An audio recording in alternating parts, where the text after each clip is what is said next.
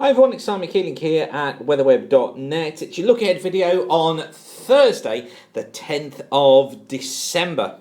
And we're getting very close to Christmas now, aren't we? But just look at this forecasting problem that we've got for the Christmas period. In fact, the forecasting problem starts this weekend because such massive discrepancy between the models. And actually, when this happens, when we get the discrepancies between both the models and the different runs of the models, it normally indicates that something is afoot. There's going to be a change in pattern of the weather, and it's kind of given us those signals at the moment, but I have to say it looks as if the models really are struggling to try and resolve anything. So for now, we're going to stick with our idea of the weather turning cooler as we head towards the end of the month. I think it's slow slip in temperatures next week, but definitely a downward trend. Let me just show you some of the problems that we've got at the moment. This is the forecast for Christmas Day from the 6 o'clock run of the model this morning from the GFS. Low pressure off towards the west, cold easterly flow getting into Scotland, milder southwesterly flow across southern parts of England, and pretty wet overall. Now, it was a completely different story on the midnight run, again for the same time, Christmas Day, and we got high pressure over the country, fair conditions, sunny spells, and pretty warm for all.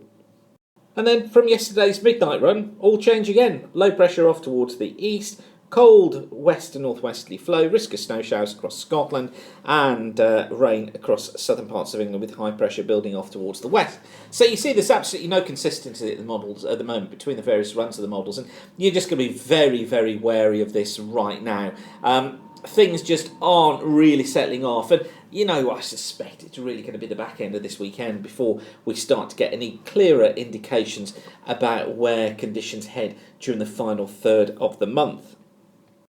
And running up to this weekend, the risk of some pretty heavy rain coming through, particularly across western parts of Ireland, also across northwest Wales, northwest England getting it again, and western Scotland as well. This is 7-day rainfall up to the end of next Thursday, but most of this occurring during the next few days. It's this one across northwest England that causes us concern just at the moment for Saturday and for Sunday, but I'll give you more information on that tomorrow, and of course it'll be available via the website at weatherweb.net.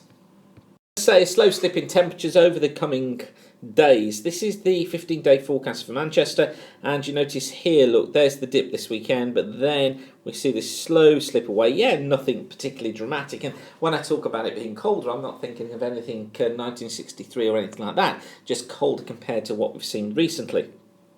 The 7 to 10 day mean anomalies from the ECMWF on the left here, GFS on the right. So this is from next Thursday through to Sunday the 20th. And actually, they are similar in a way. Some models are trying to see something. Trough across the western states, ridge across the east here. Trough and a ridge there showing up on the GFS. GFS certainly wanted to make much more of the ridge here across northeastern parts of Canada, whereas the ECMWF actually has a trough. GFS got a trough in the Atlantic with a ridge across Europe. ECMWF, there's the trough, not so marked, but there's the ridge, a stronger ridge across Europe according to the ECMWF. Now, what we've been noticing with the GFS is it's been developing these troughs far too much. It's been deepening them too much. So a GFS at the moment, I have to say, isn't particularly a favoured model. We prefer to stick with the ideas that the ECMWF is coming up with, and that happens to be a milder model as well. I think really it does have its finger on the pulse just at the moment, particularly past this weekend. GFS just is not doing a good job of it. In fact, I'm wondering if they've changed some of the dynamics in the GFS model.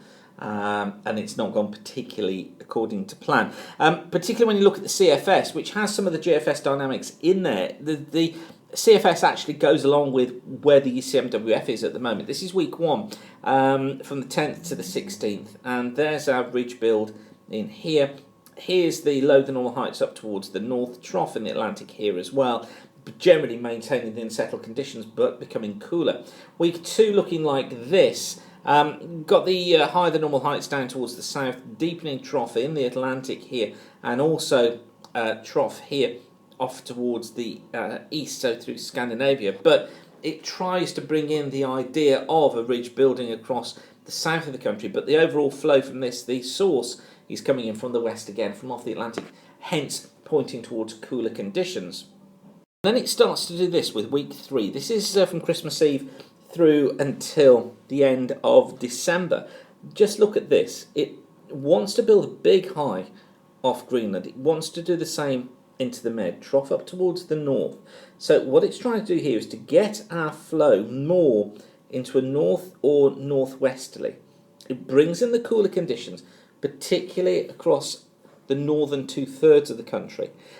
Keeps the south, yes, under higher pressure and fair conditions generally, but this idea of the theme slipping into cooler weather is backed up by the CFS, and it then, for the first week of January, so this from the 31st of December through to the 6th of January, has the low heights towards the north, high heights down towards the south, but it has a marked trough through the UK. That would be bringing in more wintry conditions. I don't want you to fall over yourself thinking snow. It brings in more wintry conditions across the country and a fall in temperatures. So the CFS actually picks up on the long ranges as we potentially see them going this final third of December, going colder. And it's certainly against what the GFS operational is trying to say at the moment. But of course, we'll keep you updated throughout here at weatherweb.net. Don't forget to check out the fast forecast for the very latest information for the next couple of days. Of course, we're always keeping you up to date via weatherweb.net, and you can follow us on Twitter. If you're not doing that already, then we put loads of updates on there, and you can follow us at WXWeb. That's on Twitter. Okay, once again, thanks for watching. Keep the sun shining, and bye for now.